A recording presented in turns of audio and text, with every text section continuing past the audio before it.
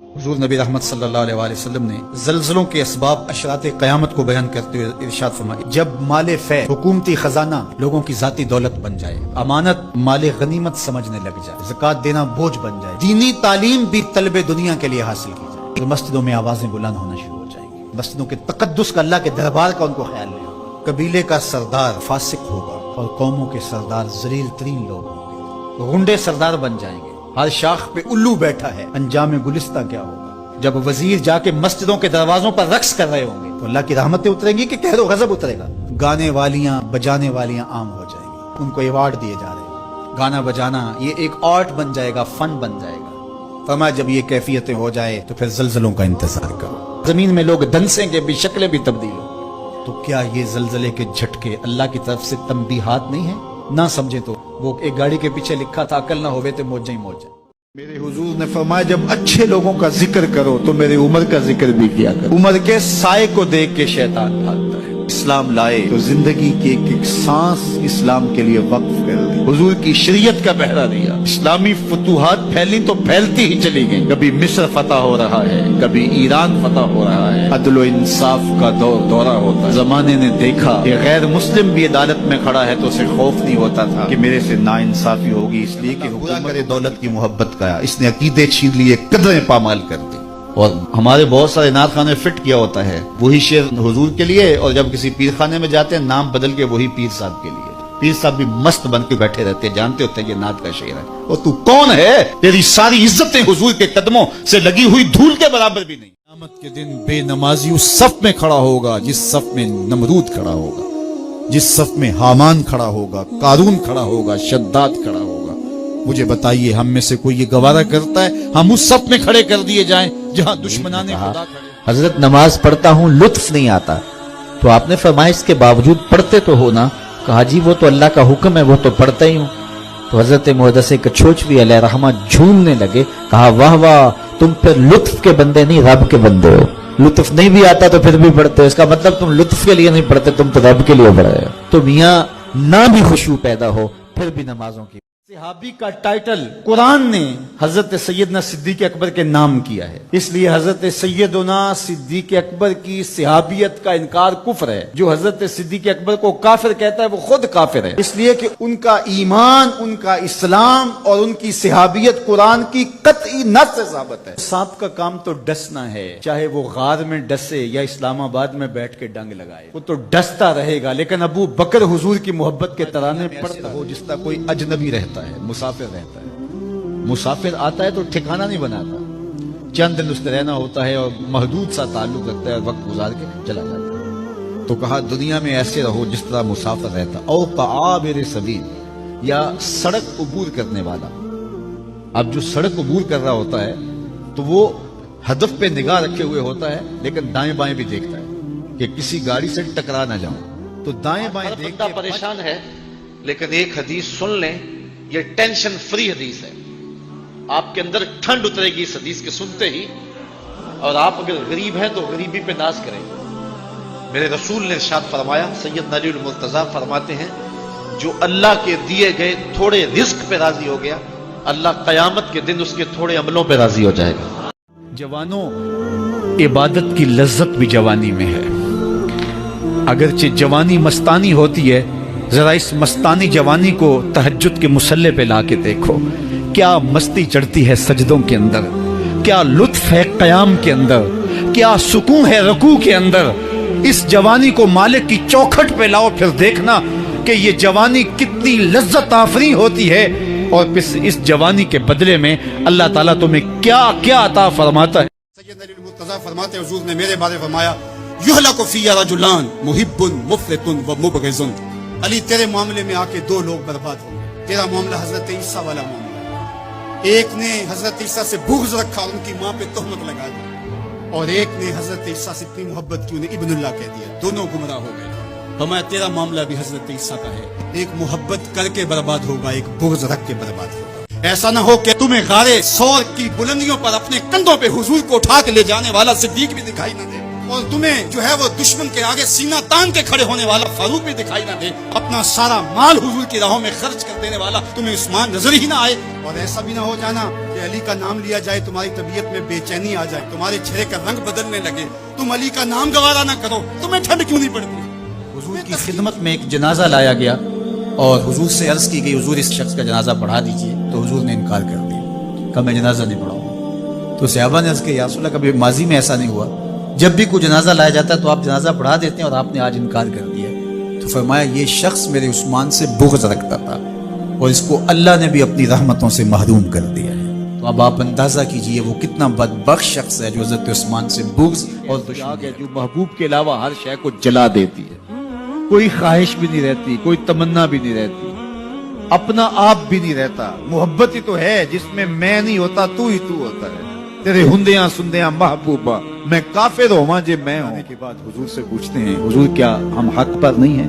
فرمایا ہم حق پر ہیں۔ اللہ کا دین سچا نہیں ہے؟ کہا اللہ کا دین سچا ہے۔ آپ اللہ کے سچے نبی نہیں ہیں؟ فرمایا میں اللہ کا سچا نبی ہوں۔ تو کہا پھر ہم چھپ کے عبادت کیوں کریں؟ اب مسلمانوں کی دو صفیں بنتی ہیں، ایک صف کی قیادت امیر حمزہ کرتے ہیں، دوسری صف کے آگے آگے عمر بن خطاب چلتے ہیں اور حضور درمیان میں ہیں، اور یہ ملکوتی قافلہ صحن حرم میں آ کے اعلانیہ عبادت کرتا ہے۔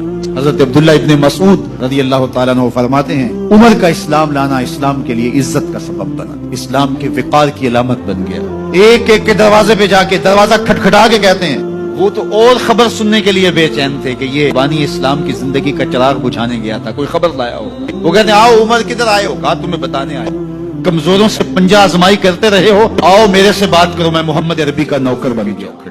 تلوار حمائل کی ہے، بہنوئی ساتھ ہیں، اور حضور کی بارگاہ میں حاضر ہو گئے۔ دروازے کے سوراخوں سے دیکھا تو صحابہ تشویش کا اظہار کرنے لگے کہ عمر آ رہا ہے، تلوار حمائل کی ہے، ارادے اچھے نہیں لگتے۔ جناب امیر حمزہ نے کہا دروازہ کھول دو، اچھی نیت سے آیا تو استقبال کریں گے، نیت اچھی نہیں ہے تو اس کی تلوار سے اس کی گردن کاٹ دیں گے۔ حضور کے سامنے جا کے بیٹھ گئے، گلے میں کپڑا ڈالا تو حضور نے پکڑ کے کہا عمر ابھی وقت نہیں آیا کہ تم اسلام لے آؤ؟ یہی وقت تھا عمر کے اسلام لانے کا۔ لبوں پہ کلمہ جاری ہو گیا، اللہ اکبر کی صدا اس زور سے گونجی کہ مکے کی گلیاں۔ شوہر نے اپنی بیوی سے کہا کہ تم مجھ سے پیار کرتی ہو؟ اس نے کہا میں ٹوٹ کے چاہتی ہوں تمہیں۔ اس نے کہا تو میں بھی آپ سے بڑا پیار کرتا ہوں۔ تو اس نے کہا کہ میرا جی چاہتا ہے کہ ہم کبھی بھی جدا نہ ہوں۔ اس نے کہا کہ میرا بھی یہی جی چاہتا ہے۔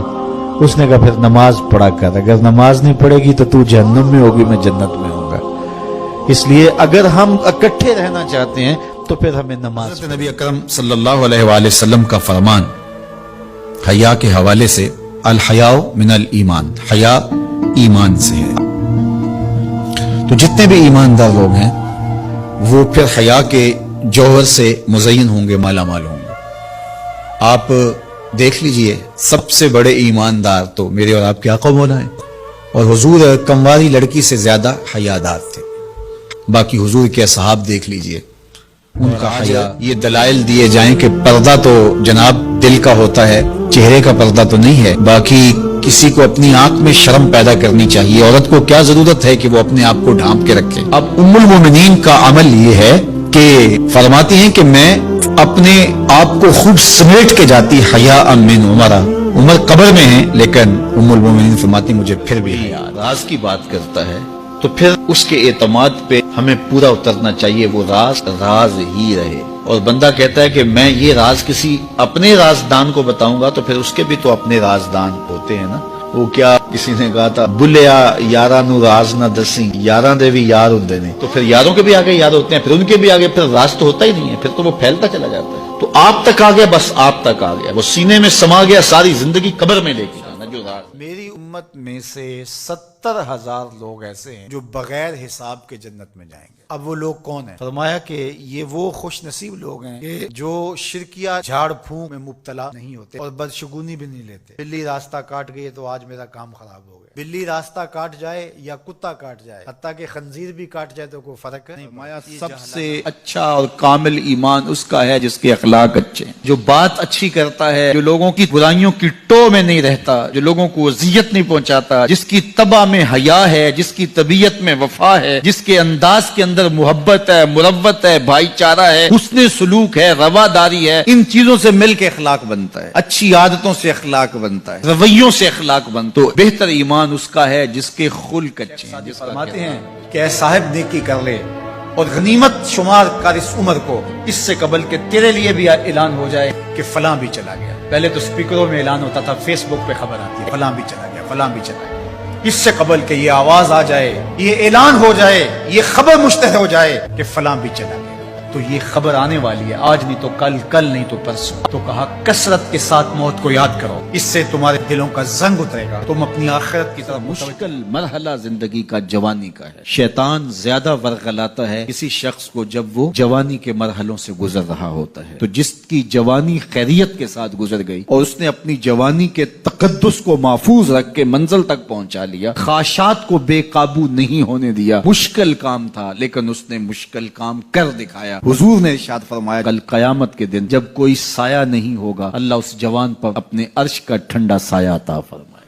میاں صاحب بولے ہڈیاں کمبن گوڈے کھڑکن تے اڑ گیا لک تیرا، ہڈیاں کمبن گوڈے کھڑکن تے اڑ گیا لک تیرا، اجے بھی بدیوں باز نہ آئیں جیو مرد دلیرا، فما اصبرہم علی النار۔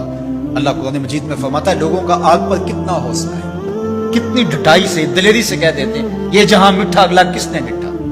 جب ہم کسی کے جنازے کو کندھا دیتے تو ہم سمجھتے ہیں اسی کے جنازے کو کندھا دیا، یہ نہیں سوچتے کہ یہ وقت ہمارے بن حنفیہ رضی اللہ تعالیٰ عنہ حضرت علی المرتضیٰ رضی اللہ تعالیٰ عنہ کے فرزند ہیں، لیکن حضرت سیدہ فاطمہ الزہرا سلام اللہ علیہا سے نہیں ہے، تو بھائی آپس میں، تو دونوں میں کسی معاملے میں شکر رنجی ہو جاتی ہے، میٹھی ناراضگی، کوئی بغض حسد پہ مشتمل ناراضگی نہیں۔ تو حضرت محمد بن حنفیہ ایک دن بیٹھے تو سوچا کہ وہ میرے عمر میں بھی بڑے بھائی ہیں، پھر جوانان جنت کے سردار بھی ہیں، تو میں ان سے ناراض ہوں، وہ میرے سے ناراض ہیں، دن بھی 3 گزر رہے ہیں، کاغذ لیا اور اس کے اوپر اپنے بھائی کے نام مکتوب لکھا کہ میں آپ کو راضی کرنے کے لیے گھر سے نکلا تھا، لیکن راستے میں مجھے حضور علیہ السلام کا فرمان یاد آیا کہ جب جو صلح میں پہل کرے گا وہ جنت میں بھی پہلے جائے گا، تو میں تو یہ گوارا نہیں کرتا کہ آپ سے پہلے جاؤں، تو میں ناراض ہوں، آپ آئیں اور مجھے منائیں۔ تو حضرت امام حسن نے خط پڑھا اور مسکرانے لگے، اور آپ تیزی کے ساتھ تشریف لائے اور اپنے بھائی کو کہا اچھا مان جاؤ، پھر تو وہ مننے کے لیے تو پہلے تیار تھے نا۔ تو جب آپ اپنے مومن بھائی کے لیے وہ پسند کریں گے جو اپنے لیے پسند کرتے ہیں، تو پھر زندگی گزارنے کا مزہ آنے لگے گا۔ کہ حضور کے وصال کا دوسرا یا تیسرا دن تھا، ایک عربی دیہاتی دور دراز سے سفر کر کے مدینہ المنورہ پہنچا حضور سے ملنے کے لیے۔ جب داخل ہوا تو پتا چلا کہ حضور کا تو وصال ہو گیا 3 دن پہلے، تو پھر اس پہ کیا گزری، اس نے رونا شروع کر دیا اور حضور کے روضے پہ آیا، قبر انور کی مٹی کو اپنے سر پہ ڈالتا اور کہتا حضور میں تو گناہوں کی بخشش کے لیے آیا تھا، اللہ کا کلام پڑھا تھا، اگر اپنی جانوں پہ ظلم کر بیٹھو تو محبوب کی چوکھٹ پہ آ جاؤ، مجھے یہاں آ کے پتا چلا ہے کہ آپ تو وصال کر گئے ہیں، تو میں تو نہیں جانا جب تک گناہوں کی مغفرت نہ ہو۔ ضد کر بیٹھا، تیرے کولوں انج منگاں گا جویں اڑیاں کرے ایانا، تو وہ ضد کر بیٹھا، حضور کے روضہ انور کے پاس قبر نور کے پاس بیٹھ گیا، مٹی لا کے سر میں ڈالتا اور کہتا کہ حضور میں تو بخشش و مغفرت کے لیے آیا ہوں، میں نے تو نہیں جانا جب تک میری مغفرت نہ کر دی جائے۔ تو صاحب مدارک نے لکھا ہے فنودیا من القبر انہ قد غفر لک، قبر نور سے آواز آئی جا تیرے گناہ معاف کر دیے۔ زید بن عبداللہ کے بیٹے نے جا کے کہا ابا جی حضور کا انتقال ہو گیا، تو انہوں نے باغ میں پانی دے رہے تھے، سب کام چھوڑ دیا، ہاتھ اٹھائے گا اللہم اذہب بصری حتی لا ارا بعد حبیبی محمد احدا، اے اللہ مجھے اندھا کر دے، آنکھوں کے دیے اس لیے روشن تھے کہ تیرے محبوب کو دیکھوں، جب حضور چلے گئے ہیں تو میں نے یہ چراغ کیا کرنے ہیں، بجھا دے ان چراغوں کو۔ تمہارا لب و لہجہ بتائے ہم حضور کی امتی ہو، تمہارا طرز زندگی بتائے تم حضور کی امتی ہو، تم ترازو پہ کچھ تول رہے ہو تو لوگ دوسری طرف بھی منہ کر کے کھڑے ہو جائیں، یہ غلط نہیں تول سکتا، یہ امت رسول ہے۔ تم بول رہے ہو، لوگوں کو یقین ہو کہ یہ جھوٹ نہیں بول سکتا، یہ رسول اللہ کا امت ہے۔ تمہاری وحدت، تمہارا زور ہے، تمہاری طاقت ہے، تمہاری توانائی ہے، تو فرمایا وَكَذَلِكَ جَعَلْنَاكُمْ أُمَّةً، ہم نے تو امت۔ ایک دن مسجد سے باہر تشریف لا رہے تھے، دائیں ہاتھ میں حضرت ابوبکر کا ہاتھ پکڑا تھا اور بائیں ہاتھ میں حضرت عمر کا ہاتھ پکڑا تھا، اور مسجد سے باہر آ رہے تھے، کوئی شخص مسجد میں داخل ہوا تو اس نے دیکھا تو اس کے چہرے پہ خوشی آئی، تو حضور نے مزید اس کی خوشی کو بڑھانے کے لیے فرمایا ہا قاذا نبعث یوم القیامہ، قیامت کے دن جب ہم قبروں سے اٹھیں گے تو ایسے ہی اٹھیں گے، میرے دائیں ہاتھ میں ابو بکر کا ہاتھ ہوگا، بائیں ہاتھ